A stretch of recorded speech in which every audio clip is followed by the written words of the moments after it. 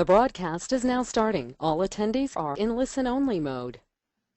Welcome to the SKIP webinar series, and thank you so much for joining us. It's my pleasure to welcome you to today's program, How to Build an Early Warning System.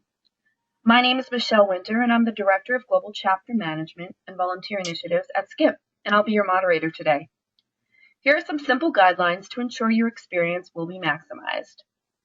First and foremost, this is a live webinar. Your computer will show the presentation and stream the live audio, so please ensure your computer audio is on. All participants will be muted during the duration of the program. There is a Q&A function that will be active during the presentation, enabling you to type your questions for the organizer. Questions will be asked and answered as time permits. Those not answered will be addressed at a later date. We don't foresee technical issues, however, internet programs are sometimes subject to connection issues. Should this happen, we will contact you regarding rescheduling. Today's program will also be available on our website, skip.org, so that you can share this program with your colleagues. Our program today will be presented by Arjun Singh, a lecturer from UC Irvine. And with that said, let's get started with today's broadcast. Arjun, the floor is yours. Great, thank you very much, Michelle. And before I start off, I just wanted to thank Skip for the opportunity to just share my thoughts on building early warning systems. The format that we'll go through, as Michelle had mentioned, I've got a presentation that should last about 30 to 40 minutes or so, and then we'll open up for questions, comments, and just a discussion afterwards, and we'll try and address as many questions as possible. So with that, we get to today's topic, which is how to build a strategic early warning system. And I want to start off like I normally do with most of my presentations with just a definition of competitive intelligence. And this is something that has evolved over the years from my perspective. This is how I look at competitive intelligence. The first part to this is CI provides actionable intelligence to support decision-making across an enterprise, and I think the key word here is actionability, and how do you really get to that? The second part to the definition is around the aim of CI is to align the organization on the risks and opportunities to both our current and future business. And then the key here is alignment, making sure that different parts of an organization are aligned to both the risks and opportunities to the here and now business. So the way that the business creates value in the short term, selling more product, core operationals, as well as where the business should be in the future, and consequently what the external environment will look like to be able to enable future success of the business. The other part I'd like to discuss is just really talking about information and decisions. And if you look at this chart here, on the right-hand side, you've got certain events that may occur in the external environment. And you've got two different lines there. The first one, the blue one, is really around flexibility from a decision-making perspective on the different opportunities. And then at the bottom, the black one's around the certainty of information or accuracy of information as you lead up to particular events. And as you'll notice that there's an inverse relationship between the two. So as you get closer and closer to events, you start getting signals around the event occurring, and these start becoming higher and higher in terms of probability. But then the inverse is true from a decision-making flexibility perspective. As you get closer and closer to something happening, a competitor's move, or anything else happening externally in the competitive environment, from an organizational perspective, you have less and less opportunity to make decisions, and your options start diminishing as that event becomes closer and closer. And so the key here really is around how to keep decision makers more comfortable in making decisions more towards the left-hand side, so where there's more flexibility and options for decision making, but the level of information is a lot lower. And so it's a really fine, delicate balance between the two.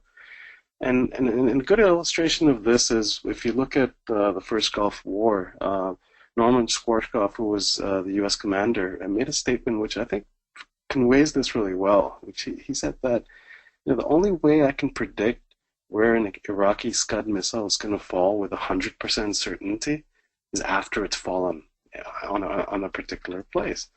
So then the question becomes is, how do you start predicting some of those things? And similarly in organizations, the key really becomes is how do you start making decisions with less and less information that's available? And one of the first things I ask organizations when we're building early warning systems is, at what level of probability of CI would you be comfortable in making a decision? So, if we had really good CI and we came back and said, there's a 20% chance of this occurring, would you be comfortable in making a decision or taking some action out of it? And if 20% is not a sweet spot for the organization, then at what stage would you be willing to make decisions? Is it 60%? Is it 80? Is it 90? Is it 95? Is it just before something's happening? And the answer usually varies, and a lot of this is cultural, a lot of it is organizational, a lot of it is also industry-based. Certain industries are more open to taking risks versus others. Others are more conservative. And the first part in starting an early warning system is really understanding where decision makers are and where that decision point is comfortable for them. Is it at an 80% probability? Is it 60%? And then once you've figured that out, the second part is to try and figure out how do you start taking it to a lower and lower probability and getting them more comfortable in making decisions with less information, and just really balancing out that those two different aspects there. And I'm a firm believer that a transparent framework is critical for delivering impactful intelligence.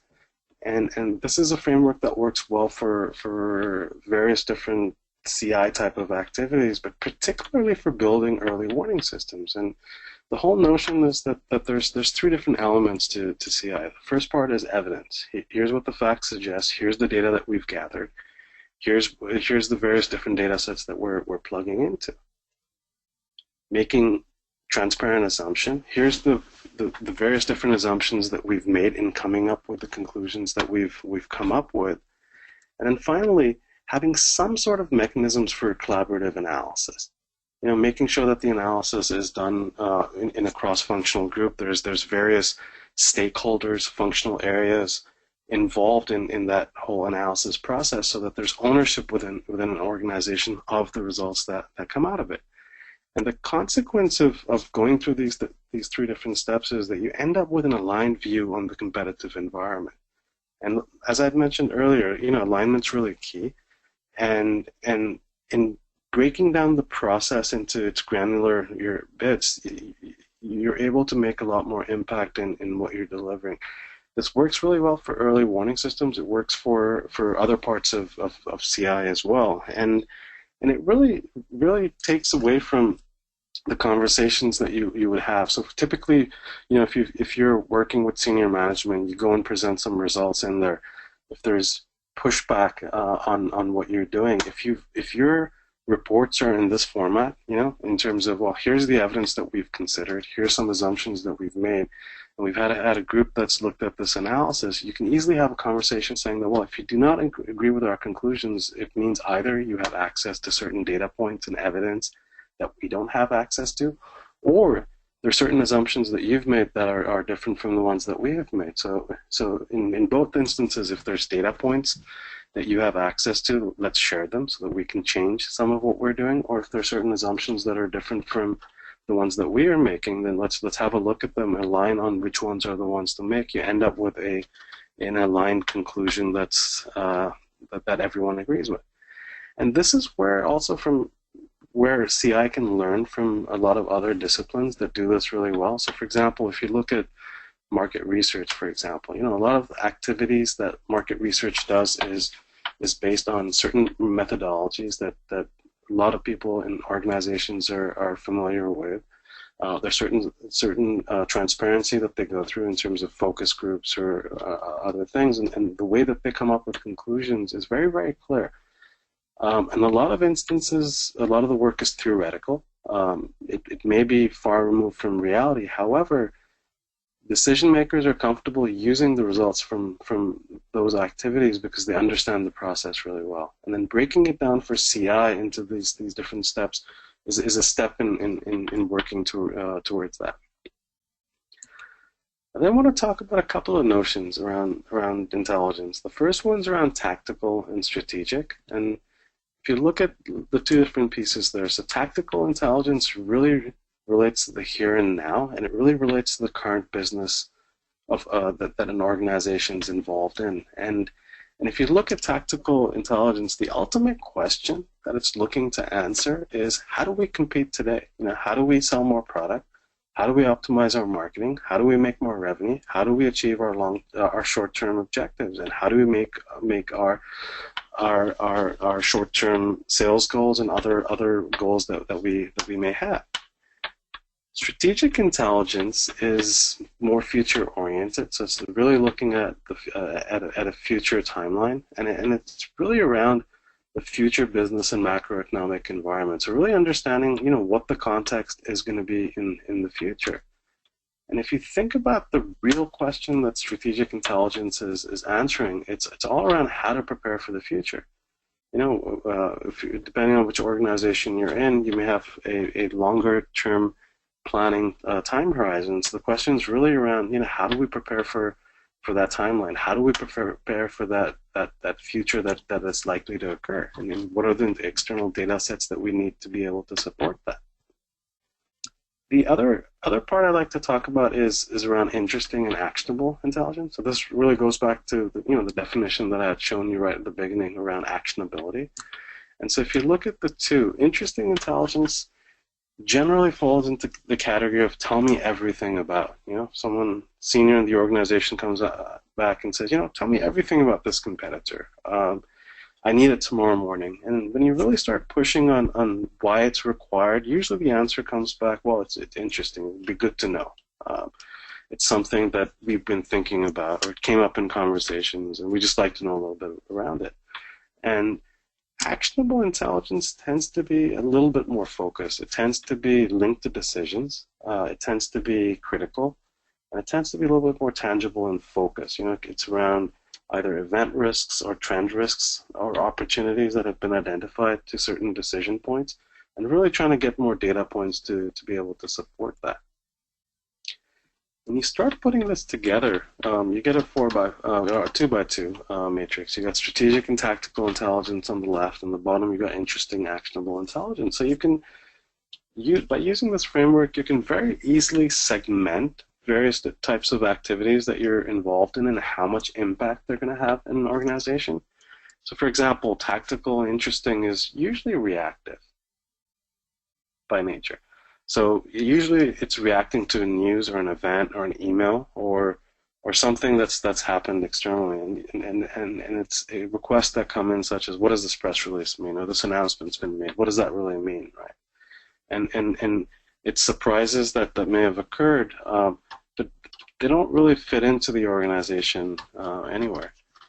Tactical, actionable is a little bit more focused, so it's answering questions such as, how is our competition selling? What are they telling our customers? How can we counter message against them? Like if we can understand what their messaging is, what does their sales force structure look like?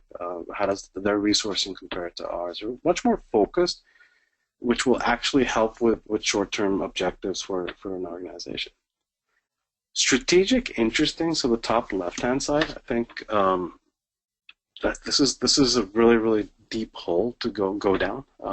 It's answering questions such as, I wonder what the world would look like in 4 years, or what our industry would look like, or I wonder what the industry would look like in 10 years or so. But when you really start getting into the crux of it, to really get it to being actionable, the real filter is about, what can we do about it now? And if there's nothing that you can do about understanding the future environment right now, then usually it falls into the interesting bucket. The actionability part is really, really missing. And one of the things I tell CI organizations is, as you're looking to build out more effective CI departments, one of the first things to do is, if you use this framework, really think through, which box are you in right now? Are you producing tactical and interesting type of intelligence? Is it strategic and interesting? Are you on the right-hand side? An interesting way of using this matrix is just assign percentages. So for the work that you do, or for the work that your department is doing, what percentage falls into each one of these different boxes. So that'll give you a starting point for where you are. The second question then becomes is, which box would you like to be in? Would you be supporting tactical but actionable decisions? Do you have the mandate to be supporting strategic decisions, or is it a mixture between the two? And usually that'll give you a good sense of the gaps between where your current operations are and where you should be heading towards.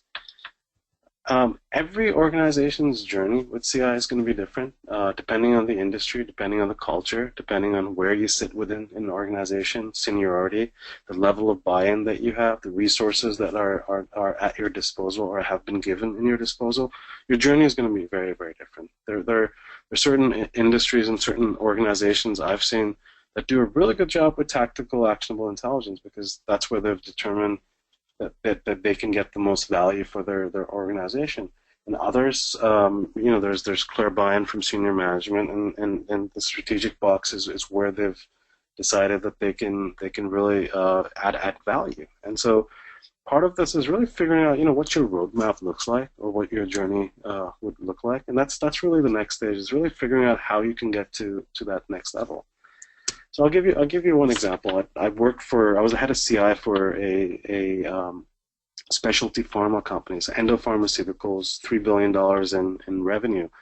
And when I joined and I went through this thought process here, 95% of what was requested and delivered at the point of my joining fell into the tactical interesting bucket. There were a lot of requests. There was a lot of requests coming in from different parts of the business, but most of them just fell into the tactical interesting piece. And it was just the whole notion of, there is a function that does research, they can support us, so any question that you have relating to the external environment, they can deal with. And that was really the level of understanding there. And what we did there was we transitioned them. So the first step was to work towards building a more sort of actionable framework. And so we started filtering questions that were coming in, focusing on the ones that were more actionable. And then we'd have typical conversations like, we're interested in this question, and if we felt that there wasn't that much value for it, we would challenge them. We'd say, why is this important? Why are you really interested in this?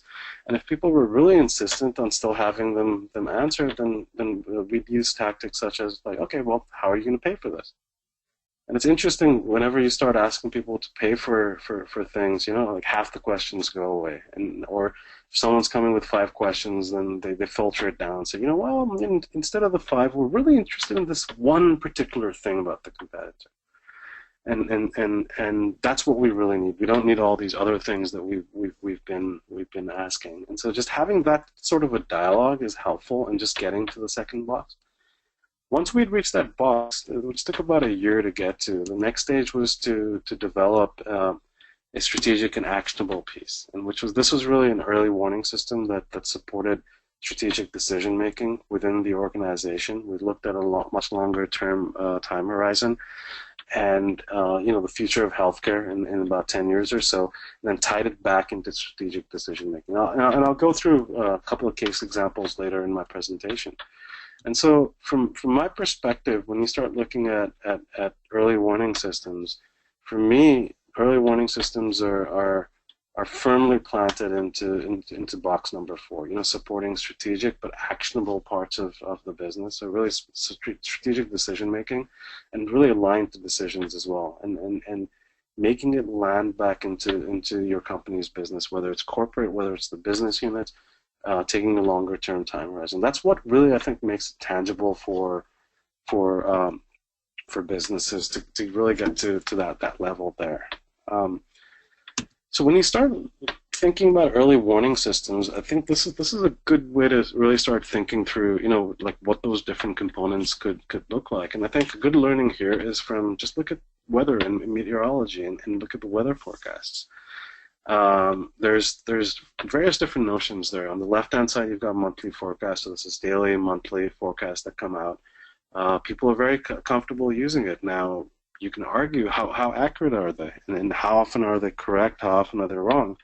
but the reality is that they're widely used. And part of the reason why they're widely used is the middle block, right? There's a process behind it. There's tools. There's models that are used. A lot of it is communicated. This goes back to the whole transparency and process that I was talking about. When you look at the right-hand side, you do start getting a lot of early warning alerts from the weather man. You know, you've got tsunami alerts, you've got weather patterns, you've got tracking hurricanes, and then longer-term things as well. And so the notion of early warning systems for business is a little bit similar to this. So the monthly forecasts are more attuned to the tactical intelligence piece that I had been mentioning earlier, and the early warning alerts on the right-hand side are more strategic, more longer-term, but really tied back into decisions in the organization.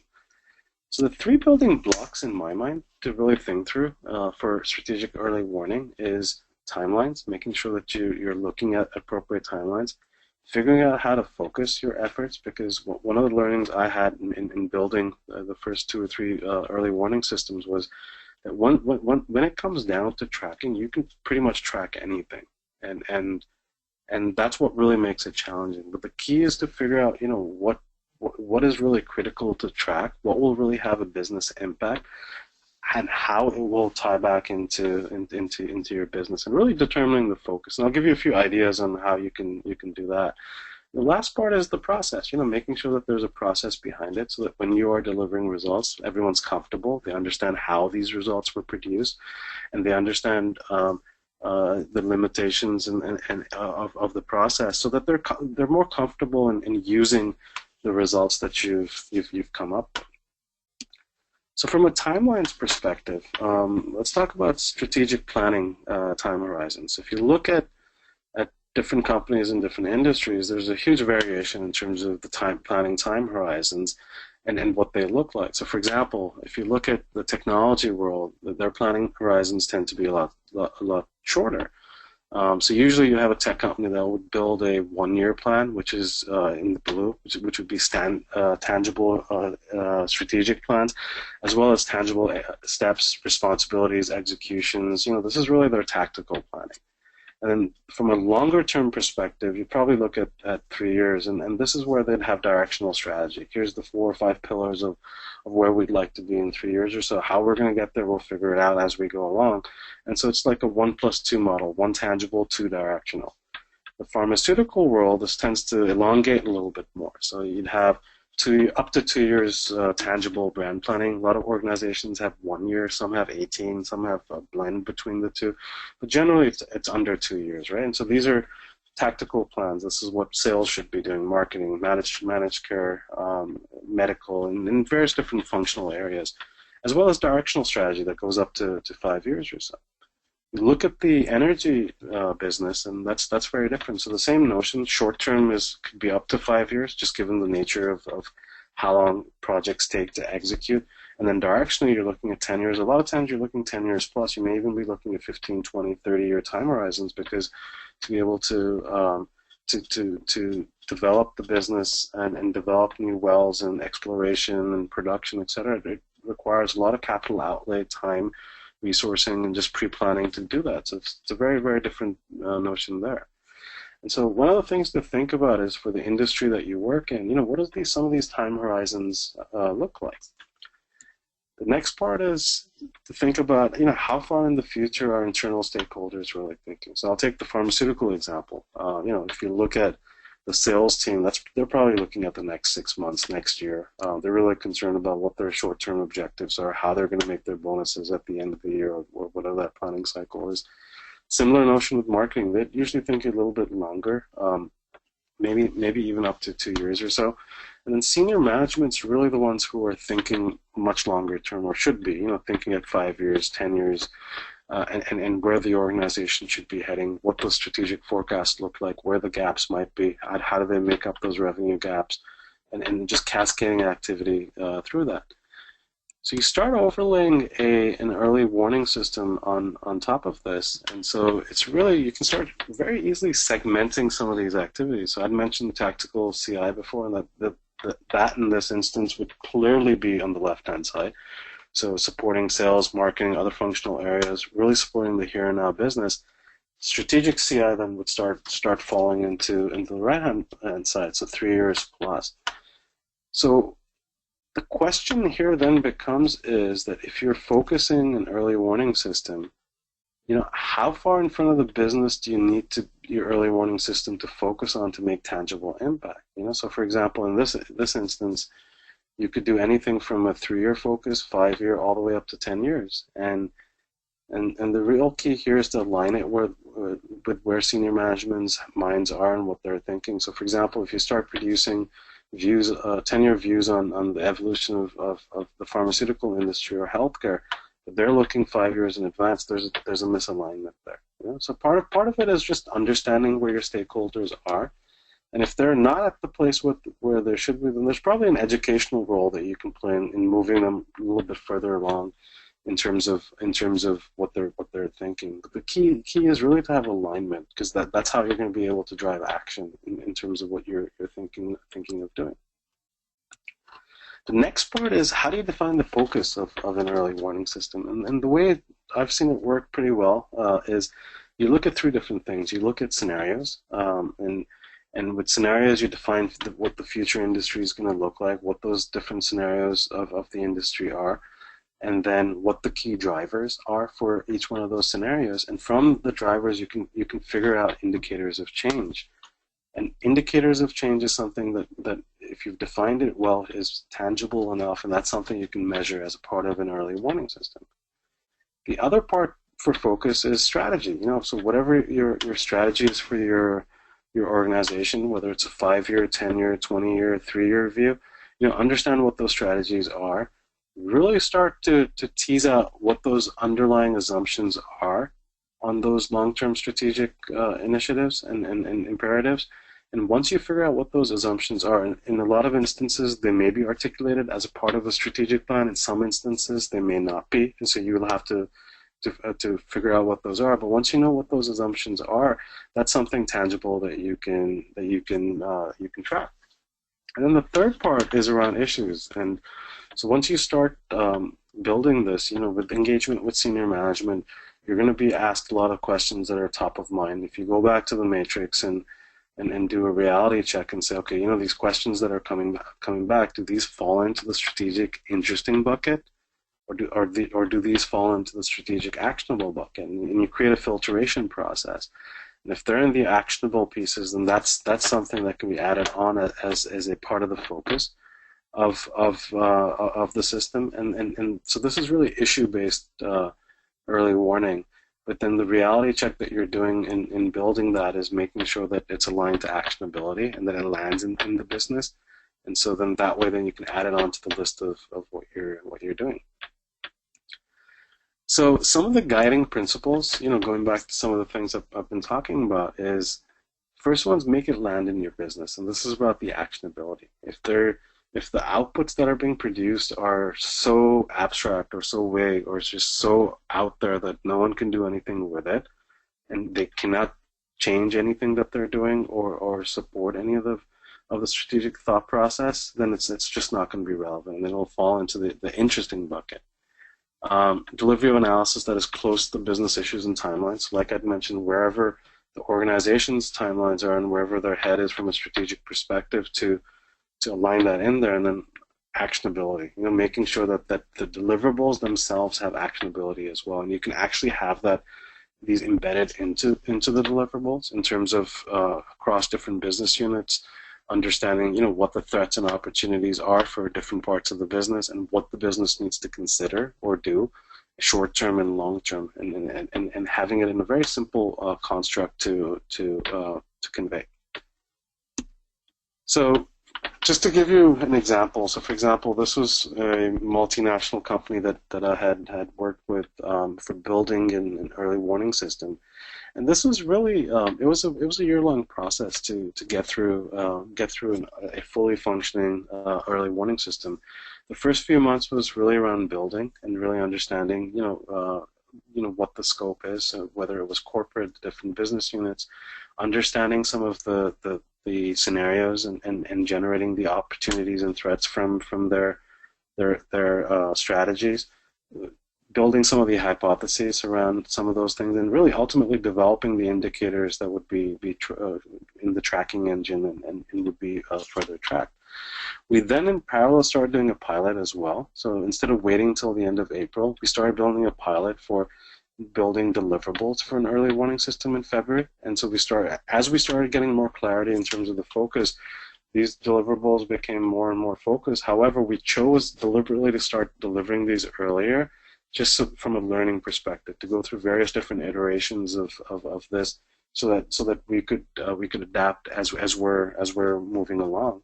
Then finally, the deployment started off in July, and this was more an ongoing operations, and just churning out ongoing alerts, and then also deeper analysis based on the business rules, the algorithms that we had created for the tracking mechanisms, all tying back to indicators on the one end, scenarios, the focus piece on the other end, to the decisions that the organization has to make.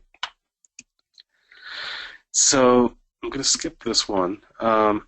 This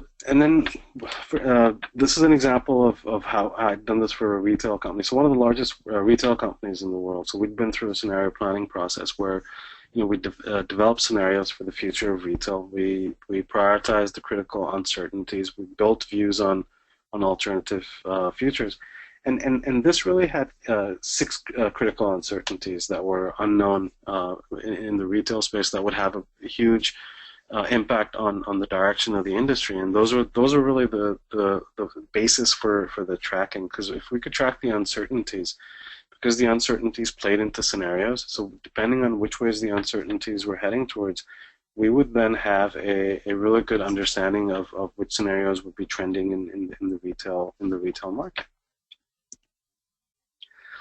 From a tracking perspective, so you take something like 6 uncertainties.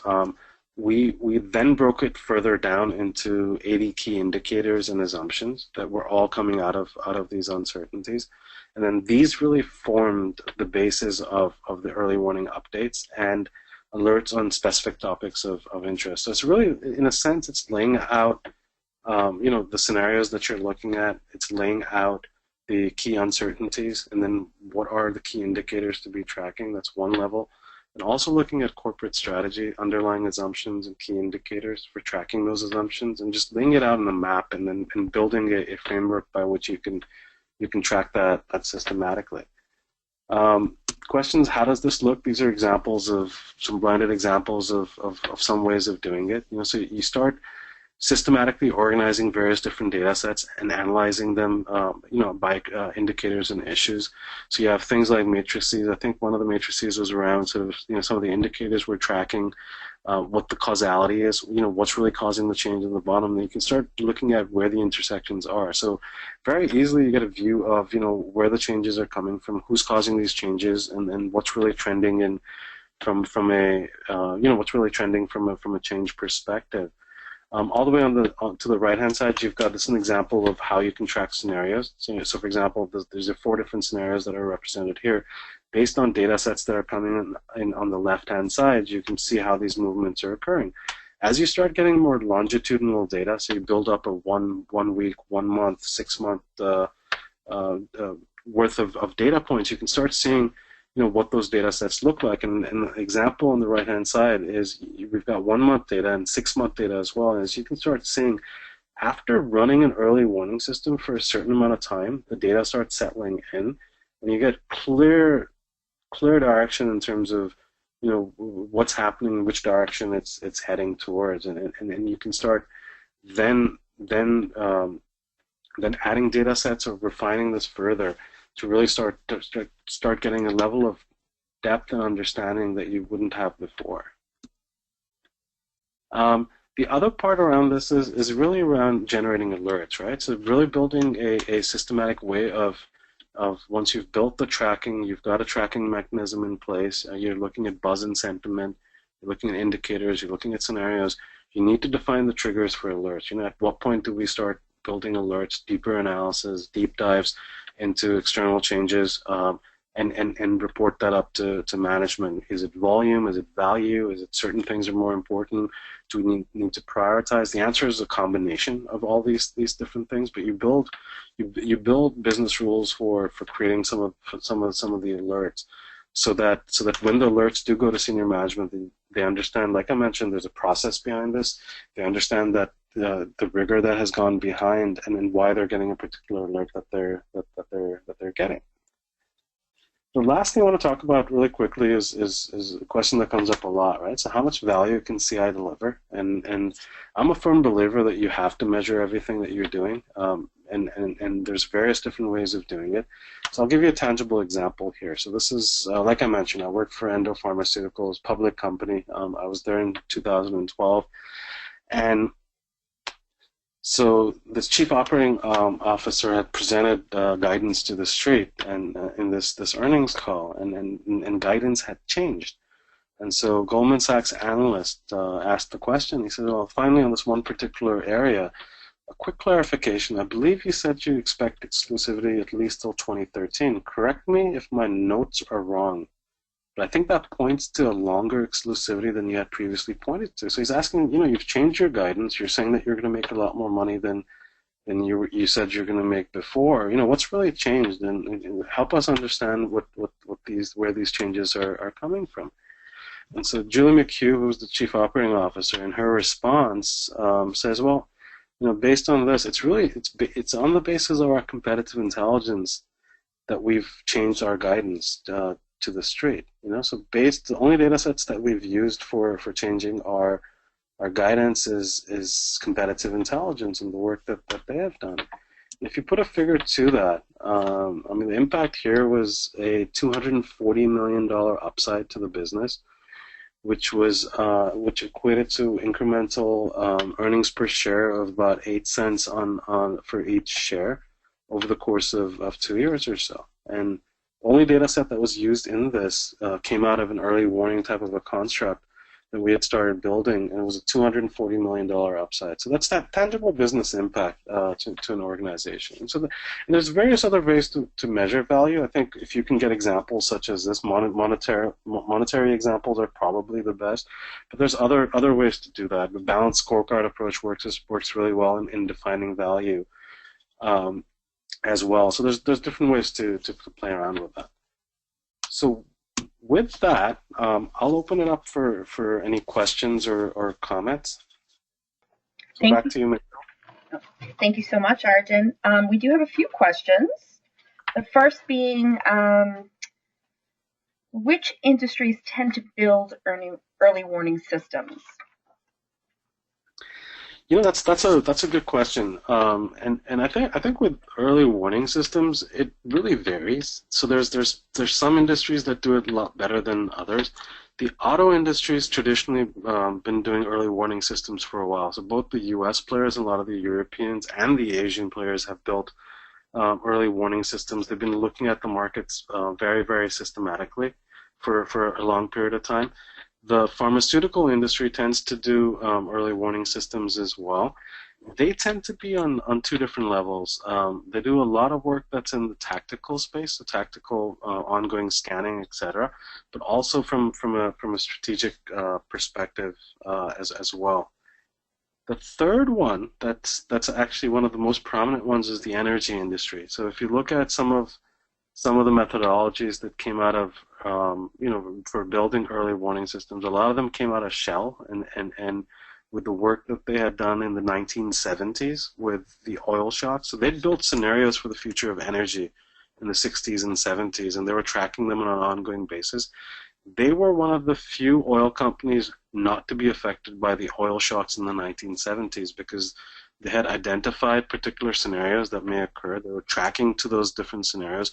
One of those scenarios did occur, which was the oil shock, but they had already prepared strategies to mitigate that scenario, and so they quickly put that into motion when they started getting early indicators of that occurring, and they were one of the few oil companies, like I mentioned, that were not affected by the oil shocks in the 70s. Okay. Another question that came in. How do you balance the urgency of tactical intelligence versus the importance of strategic intelligence and early warning systems?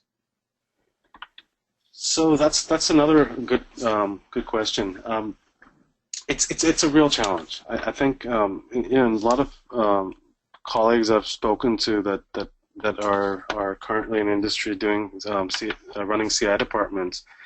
That's a constant battle because tactical intelligence, just by the nature of it, is very urgent. It relates to the here and now business, and it always takes precedence. And strategic is more sort of fuzzy. It's longer term. It's 5 years, 10-year time horizons. And that usually tends to be put on the back burner because if you've got limited resources and you're always working on urgent issues, the urgent issues tend to be more tactical. And even though the strategic issues are more important, there's less of a sense of urgency in dealing with those. So the answer to that is, the easiest way is to separate the functions out, to have a tactical intelligence and a strategic intelligence function if your organization does have the resources to be able to support both. If not, then there's simple things that you can do in terms of, as requests are coming in, to go through prioritization, making sure that there's a systematic way to prioritize the requests based on business impact, based on who's requesting it and various other criteria to make sure that you don't lose sight of the strategic and important ones.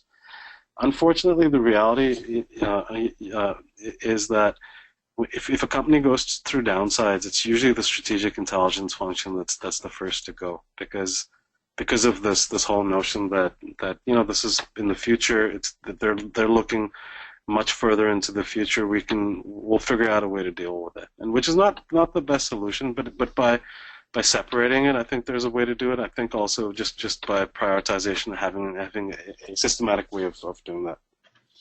Okay, so another question that just came in is, how can these principles be applied to small businesses? So the notions, so the notion of the early warning system and the concepts that I've gone through here are the same for a small business versus a large business. Only difference, I think, is because of the limited resources that a small business has, you just have to do the activities in a more resourceful manner. So, for example, scenario planning. Depending on which book you read and who you're talking to, this could be an intensive 6 months to a 1 year process that you go through using multiple teams, etc. And so you can make it as robust as you'd like to make it.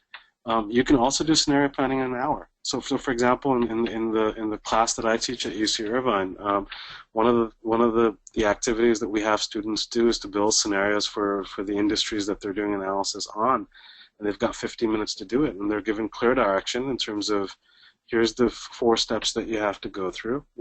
Identify key drivers, prioritize them as a group, figure out the top 2 drivers and create scenarios and label them, and then write what the constituent elements of each one is and what the drivers they relate to, and then what the indicators are. And that's a 45-minute exercise. And similarly with other parts of what I've described, there's very simple ways to set up, for example, tracking. There's a lot of online tools that are available. Some of them are free. Some of them, you have to pay nominal amounts to do so. So you can take the same principles that I've been talking about, and then use them in a nimble manner and adapt them to small businesses. Okay. All right. I think we have time for one more question. Actually, I'm going to ask this one before I ask the last question. A lot of folks are requesting access to the slides post webinar. Will you be sending them out, or would you like me to send them out on your behalf? I know that there's some. Yeah, I can send them out. So whoever's interested, if they can email me, my email's on the screen. I'd be happy to provide a copy of the slide deck to them. Perfect. Okay, and the last question is, would you have any practical tips in building early warning systems from your experience? There's a few different principles there. So from a practicality perspective, I think the real key, and I mentioned this in my presentation, is really about focus. Like I mentioned, there's in a lot of the work that we've gone through, there's so many things you can track, there's so many things that you can look at, but you need to figure out the focus of what you're doing. That's one. Senior management engagement is really important.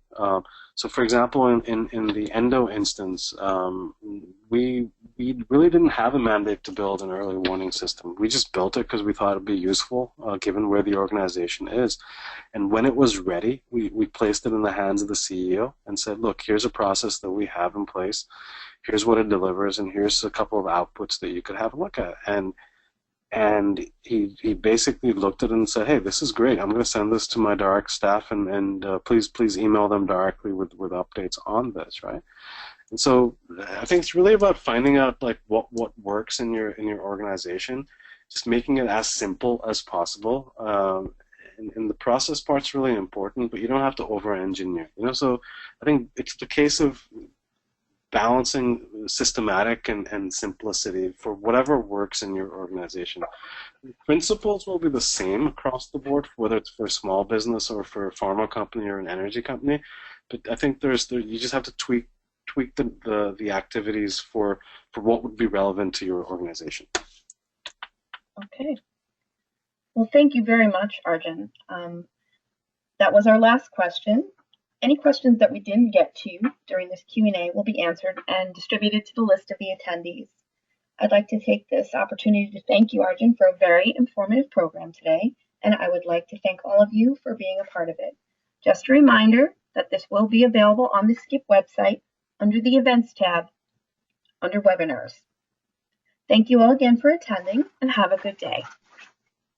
Great, thank you.